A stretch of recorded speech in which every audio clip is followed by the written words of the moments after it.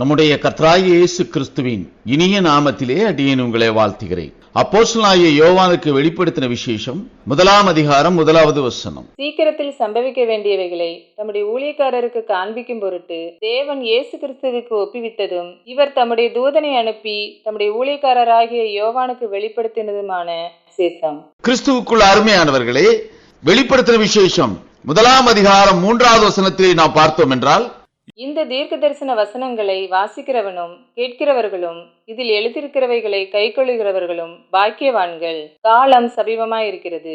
கிறிஸ்துவுக்குள் அருமையானவர்களே, இங்கே பிதாவாகிய தேவன் இயேசு கிறிஸ்துவினிடத்திலே ஒப்புக் கொடுக்கிறார். இயேசு கிறிஸ்து அதை தூதன் மூலமாக அங்கே அவருடைய ஊழியக்காரருக்கு அனுப்புகிறார். இத்தகைய கிரியைகளை இது நிறைவேறும் போதும் சாட்சியிடப்பட வேண்டும். கிறிஸ்துவுக்குள் அருமையானவர்களே, வேதத்திலே கொடுக்கப்பட்டிருக்கிற எந்த தீர்க்க தரிசனமும் சுய தோற்றமுள்ள பொருளை உடையதாயிராது என்று அப்போஸ்தலனாகிய பேதுரு சாட்சி கொடுக்கிறார். 2 பேதுரு 1 அதிகாரம் 20 வசனத்திலே நாம் பார்க்கிறோம், வேதத்தில் உள்ள எந்த தீர்க்க தரிசனமும் சுயதோற்றமான பொருளை உடையதாய் இராதென்று நீங்கள் முந்தி அறிய வேண்டியது. இங்கே சொல்லப்பட்டிருக்கிறது, இந்த தீர்க்க தரிசனமானது அறிவிக்கப்பட்டபடியாக இருக்கக்கூடிய ஒரு காரியம் அல்ல, அது மறைபொருளாக கொடுக்கப்பட்டிருக்கிறது. அந்த நிறைவேறக்கூடிய அந்த தீர்க்க தரிசன காரியங்கள், முன்னறிவிக்கப்பட்ட அந்த தீர்க்க தரிசன வார்த்தைகள் அது அறிவிக்கப்பட்ட விதமாய் இல்லாதபடிக்கு சுய தோற்றமுள்ள பொருளை உடையதாயிராது. 666 என்ற ஒரு இலக்கம் சாட்சியிடப்பட்டிருக்கிறது.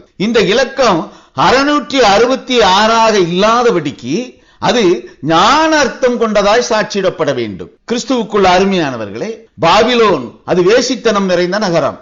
பாபிலோன் என்று சாட்சியிடப்பட்டிருக்கிற அந்த காரியம் நேரடியான பொருளை உடையதாக இல்லாமல், அது சுய தோற்றமான பொருளை உடையதாயிராமல் அதற்குள்ளாக மறைபொருளாக ஓமையாக சொல்லப்பட்டிருக்கிற காரியமாகவே அது காணப்படுகிறது.